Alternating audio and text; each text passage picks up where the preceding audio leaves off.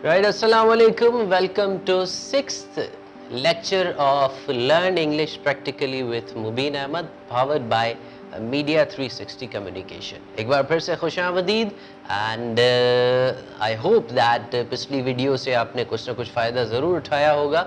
आपके रिव्यूज़ भी बहुत अप्रिशिएटेड हैं. बहुत शुक्रिया आपके सब्सक्रिप्शंस का, कमेंट्स का and more importantly आपका टाइम देने का. So that's what the dedication is. आपको चले पे तो नहीं करना लेकिन वक्त ज़रूर देना है. लर्निंग की दो शराइत होती हैं, या पे करना या टाइम देना. So time is more precious than that one. पैसा आ जाएगा, डोंट वरी अबाउट इट, लेकिन वक्त को हमने स्मार्टली यूटिलाइज करना है. That's what the strategy of a smart person is. Right, success की निशानियों में से ये एक भी सबसे बड़ी निशानी है, that you have to utilise your time, do not waste it at all.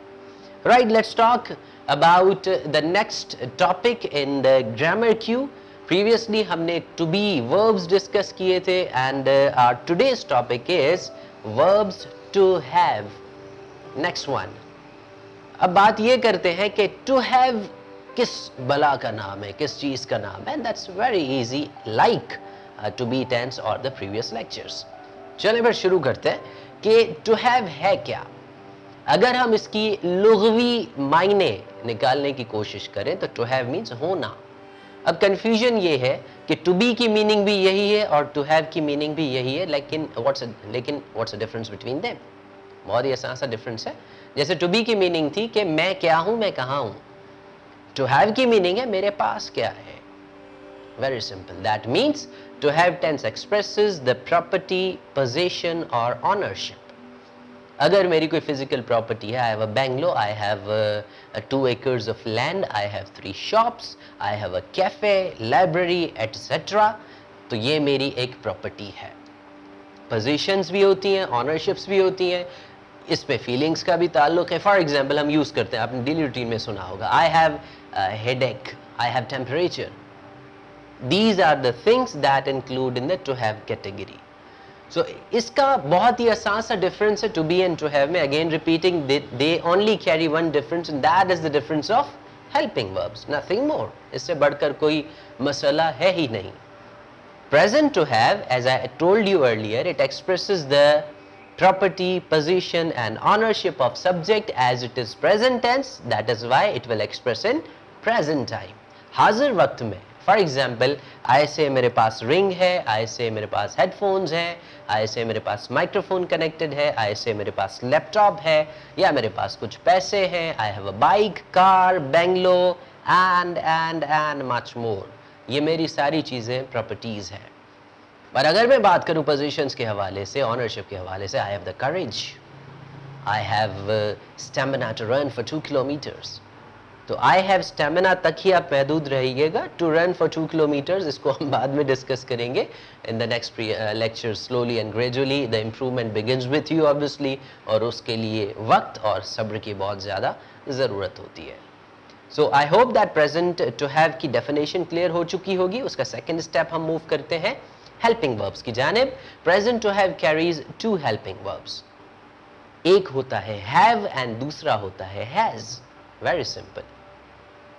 इनमें हम लोग नेगेटिव सेंटेंसेस में या इंटरोगेटिव सेंटेंसेस में या अफर्मेटिव सेंटेंसेस में डू एंड डज भी इस्तेमाल करते हैं.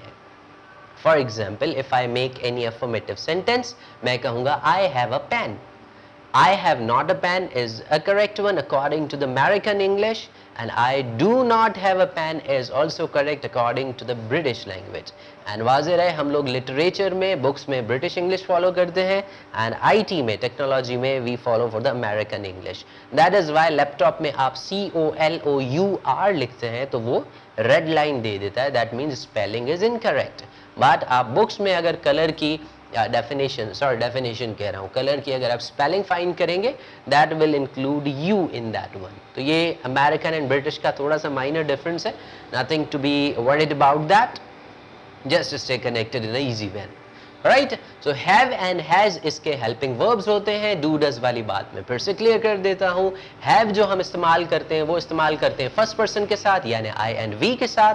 सेकेंड पर्सन के साथ, that means you and you singular, you plural. और थर्ड पर्सन प्लूरल के साथ, that means they and plural names. उसके बाद अगर बात करेंगे हैज की, that is only been use with third person singular, मतलब ही, शी, इट और any singular name, nothing else. It's very easy. And do और डज का जहां तक ताल्लुक है तो डू जहां वहां इस्तेमाल होता है जहां हम अफर्मेटिव सेंटेंस में हैव यूज करते हैं। That means I, we, you singular, you plural, they and plural names. इनके साथ हम लोग हैव अगर अफर्मेटिव में है तो नेगेटिव में डू आ जाएगा, इन द सेम में इंटरोगेटिव में भी डू कैरी ऑन करेंगे हम लोग। बट अगर हैज की बात की जाए तो उसको हैज, जैसा कि मैंने बताया, थर्ड पर्सन सिंगुलर के साथ इस्तेमाल होता है सिर्फ। सो उसमें जब हम डज ऐड करेंगे तो has will be converted into have. For example, he has a car. When I will put it as a negative statement, I will say he does not have a car. यहाँ पर does not has a car will be incorrect because हमने does add कर लिया तो has की जगह replacement have की हो जाएगी। Does he have a car? Does he not have a car?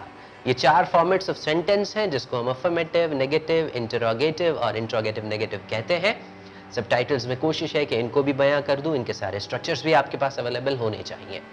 Right, I hope you must have understood the present to have tense. That's very easy, that's very simple.